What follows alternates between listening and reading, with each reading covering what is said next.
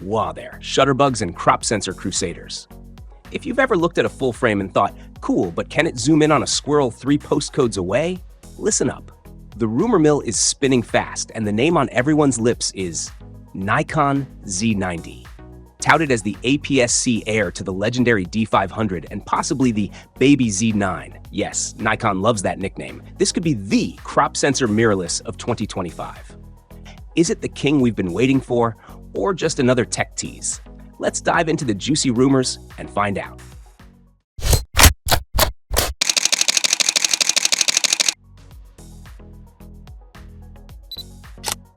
Let's start with the nickname, Baby Z9.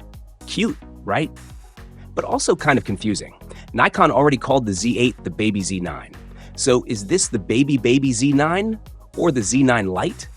At this rate, we're going to need a family tree just to keep up with Nikon's naming conventions.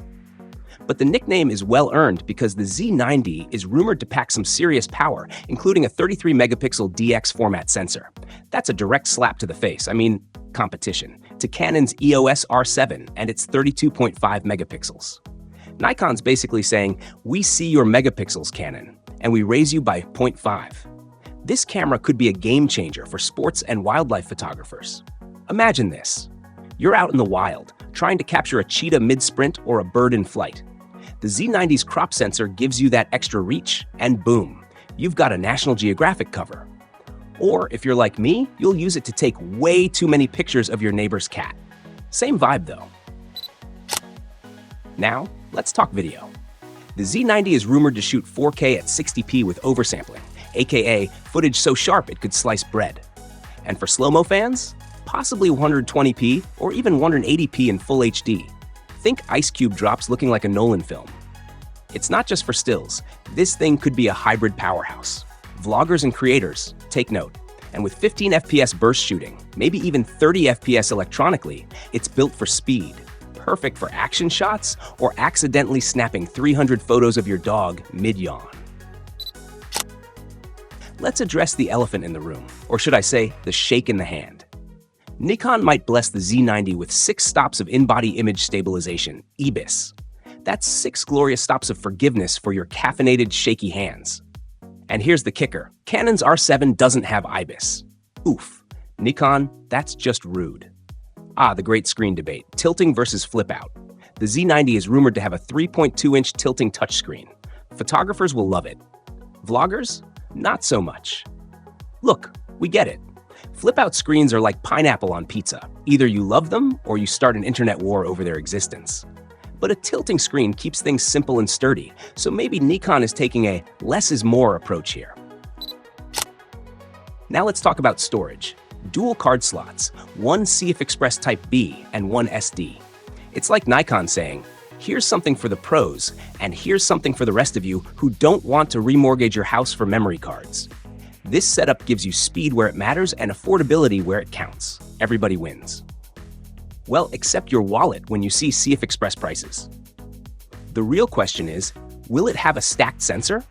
A stacked sensor means faster readout speeds, less rolling shutter, and the kind of performance that makes you wonder if your camera has superpowers. But stacked sensors aren't cheap. Nikon might skip it to keep the Z90 affordable. And by affordable, I mean somewhere between ouch and do I really need both kidneys? So, will the Nikon Z90 be the best mirrorless camera of 2025? It's too early to say, but if the rumors are true, it's shaping up to be a contender.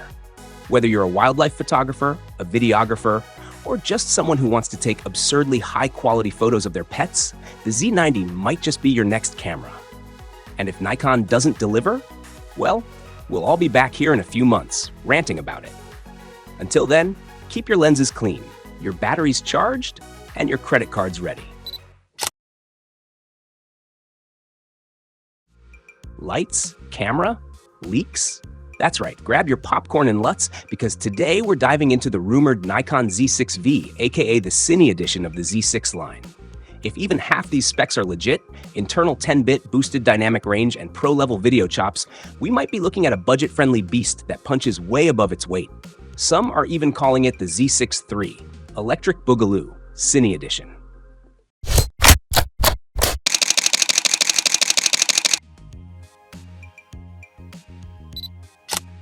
Yes, you heard that right. Nikon, those maestros of glass and gear, might be gearing up to drop a game changer that could shake up the hybrid camera world. Rumor has it they're fusing the power of the Z6 III, or is it the Z6V? The suspense? With a serious dose of red-style cinema magic. Think 6K RAW internal 10-bit and dynamic range that'll make your dedicated Cinecam sweat. Slated for late 2025? This isn't just an upgrade. It's like Nikon and Red had a baby. And that baby came out ready to shoot a Sundance winner. Let's break down the beast and see if it really is the all-in-one filmmaking Swiss Army knife we've been dreaming of.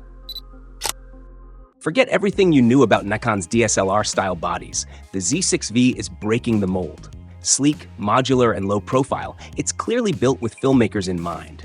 No EVF here, just a streamlined design perfect for gimbals, rigs, and external monitors. It's like Nikon said, why squint through a viewfinder when you've got a 7-inch monitor flexing your frame? But it's not just a pretty face. Magnesium alloy build, built-in vents, and internal cooling fans mean it's ready for long 6K RAW shoots without breaking a sweat. Overheating?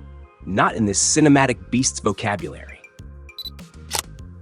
Rigging enthusiasts rejoice. The Z6V is loaded with 1/4-inch 20 mounts, RE points, and more for all your accessories. External monitors, follow focuses, and audio gear? This camera is more connected than your grandma on Facebook.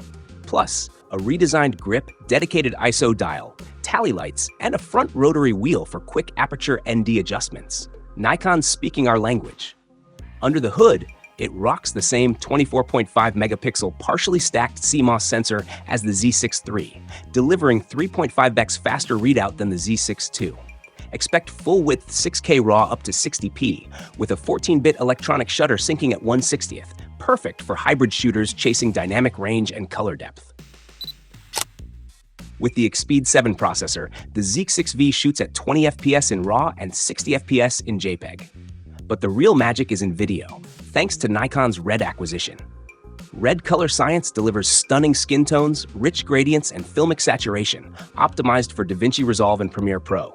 Expect 6K at 60p, 4K at 120p, and 240p in full HD for epic slow motion. Plus, support for NRAW, ProRes, and H.265, along with DCI 4K, shutter angle controls, and false color. It's like packing a mini Red camera into a Nikon body. The Z6V adds gyro-based data logging for smooth post-stabilization and 32-bit float audio recording with no clipping.